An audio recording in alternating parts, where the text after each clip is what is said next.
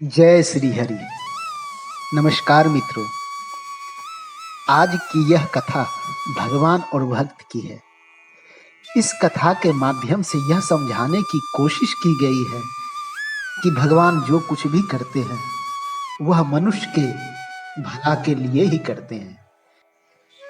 यदि मनुष्य के जीवन में कोई समस्या आती है तो वह उसके पूर्व जन्म का ही फल होता है, परंतु वह समस्या अस्थायी नहीं रहती, बल्कि प्रभु का ध्यान अच्छे कर्मों के द्वारा एक दिन अवश्य ही दूर हो जाती है।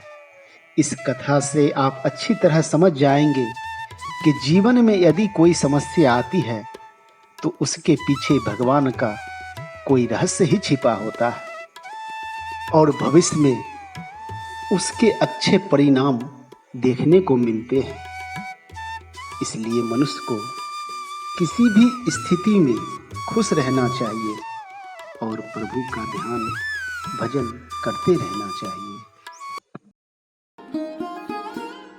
एक समय की बात है, एक भक्त ने अपने भगवान से कहा कि प्रभु, आप बरसों से एक ही जगह खड़े खड़े थक गए होंगे, इसलिए कुछ समय के लिए आप बाहर से घूम आवे और मैं आपकी जगह खड़ा हो जाता हूं। भगवान मुस्कुराने लगते हैं, फिर कहते हैं, मेरी एक शर्त है, जिस प्रकार मैं बगैर हिले डुले एक ही जगह खड़ा हूं, तू भी परिस्थिति कितनी भी कठिन क्यों ना हो जाए उसी प्रकार खड़ा रहना, क्योंकि अभी जो घटना घटने वाली है उसके बारे में मैंने पहले से ही सोच रखा है। भक्त भगवान की बात को मान जाता है। भगवान वहां से चले जाते हैं और भक्त भगवान की जगह खड़ा हो जाता है। भगवान के जाने के बाद सबसे पहले एक अमीर आदमी आता है। वह हाथ जोड़ करके कहता है कि प्रभु, मैंने एक नई फैक्ट्री चालू की है, उसे खूब सफल करना, मुझे खूब तरक्की देना, धन से माला माल कर देना। इतना कहकर वो प्रणाम करने के लिए झुकता है तो उसका पर्स गिर जाता है। वह देख नहीं पाता और बगैर पर्स उठाए ही चला जाता है।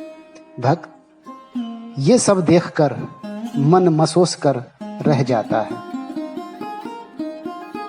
उसके बाद एक गरीब आदमी आता है। वह प्रणाम कर प्रभु से कहता है कि प्रभु, मैं और मेरे बच्चे कई दिनों से भूखे हैं, मुझे थोड़ी सी धन दे दो ताकि मेरा परिवार भूख से मरे नहीं। वह प्रणाम करने के लिए झुकता है तो नीचे पर्स गिरा हुआ पाता है। वह पर्स उठाकर भगवान को धन्यवाद देते हुए चला जाता है। एक बार फिर भक्त मन महसूस कर रह जाता है। उसके बाद एक नाविक आता है। वह हाथ जोड़ करके भगवान से कहता है कि भगवान, मैं कुछ दिनों के लिए समुद्र यात्रा पे जा रहा हूं, मेरे पीछे मेरे बच्चों का ख्याल रखना। इतना कहकर वो प्रणाम करता है। तभी पहले वाला अमीर आदमी कुछ पुलिस वालों के साथ वहां आ पहुंचता है और पुलिस वालों से कहता है कि शायद मेरे बाद यही मंदिर में आया होगा और इसने ही मेरा पर्स चुराया होगा, आप इसे पकड़कर थाने ले जाएं। पुलिस वाला ज्यों ही उस नाविक को पकड़ने के लिए आगे बढ़ती है तो अब भक्त से रहा नहीं जाता। वह बोल उठता है। वह पुलिस वालों से कहता है, नहीं नहीं, पर्स इसने नहीं चुराया, यह निर्दोष है। पर्स तो एक गरीब आदमी ने चुराया था जो अमीर आदमी के जाने के बाद आया था। अतः आप इस नाविक को छोड़कर उस गरीब आदमी को ही पकड़े। पुलिस वाला मान जाता है और वहां से चला जाता है और उस गरीब आदमी को पकड़कर पुलिस थाने ले जाती है।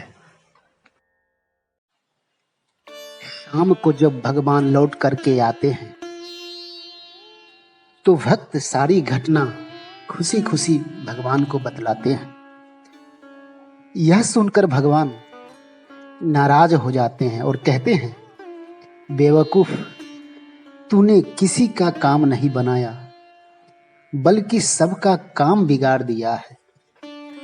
वह अमीर आदमी जिसका पर्स गिर गया था, वह गलत धंधे करके पैसा कमाया था और अमीर आदमी बना था।